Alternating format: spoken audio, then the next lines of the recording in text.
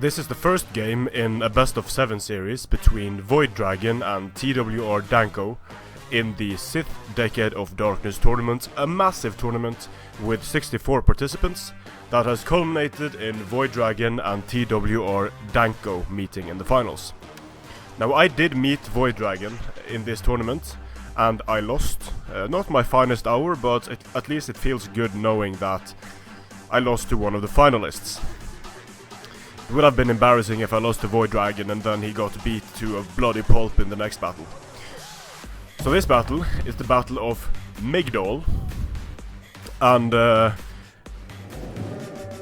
Danko has secured a significant terrain advantage for himself here. As you can see, the terrain slopes downwards, and I did cast this game with the Prussian Prince and Blade Master, but it started lagging to a significant degree, so I was asked to leave the game. It did not improve. The players tried to do it without anyone spectating, and it didn't really improve either, so we cast the other games. But I got this replay from VoidDragon because I asked him to send it to me, since I had to leave the game after, I believe it was something like 4 or 5 minutes. And as you'll see by the game timer here, there is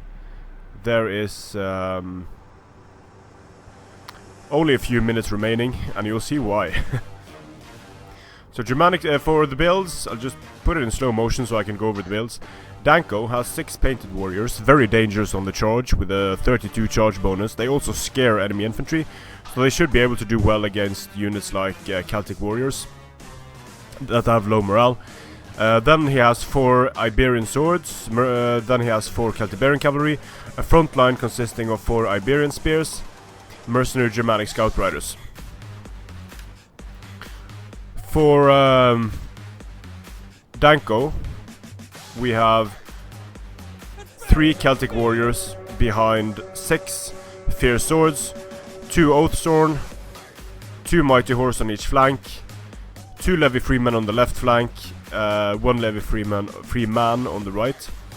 He's getting VoidDragon is getting some free shots off on Danko's Celtiberian cavalry there. And Danko's moving forward.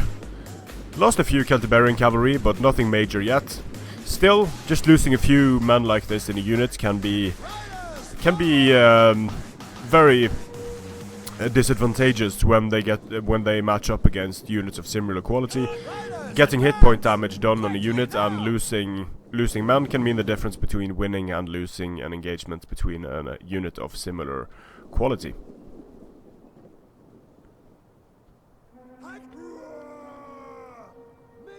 So here we have Celtic warriors up front. The general, noble fighter general of Danko is making a push. He is isolated, he's getting charged by Celtic warriors, and this is very dangerous for him actually. Here we have the mighty horse charging into the painted warriors. Danko is not getting his charges all across the line. The follow-up from these Oathsworn going to wreck the noble fighter general of Danko. And overall, VoidDragon is getting the superior charges. The fierce swords are doing better than the painted warriors, even on the charge here. But it is fairly equal. The painted warriors are giving good account of themselves, but even when using frenzy, they sort of got stuck here a bit, and the noble fighters are going down to fierce swords. Basically everything that Danko has is just disintegrating under the assault of the Nervii. VoidDragon, although he is fighting uphill, VoidDragon managed to block the most charges, and he managed to get the more important charges with his units. Danko made a mistake in charging his noble fighters into Celtic warriors, because that meant that he was going to get slammed by these Oathsworn after already having taken damage. But you can see that a lot of these units are frightened by the painted warriors. The problem is just that the painted warriors are dying. They are super vulnerable to prolonged melee engagements. Here they get a nice charge against the fierce swords, and the fierce swords are dropping quickly when they get charged by painted warriors. The problem is just that there is no staying power. So at this point, Danko concedes, and it's a victory for VoidDragon, and it was nicely done by Danko to concede at this point, because VoidDragon had twice the amount of kills that he had, and he had a lot of many of the kills were on these cheap units, but his general is also not doing too well. He's lost the main part of his sword line and the main part of his cavalry, so at this point this was completely unwinnable for Danko. So the game lagged significantly. That might have played a part in how this game played out. But anyway, good game to both players. VoidDragon takes the lead over Danko. See you in game 2.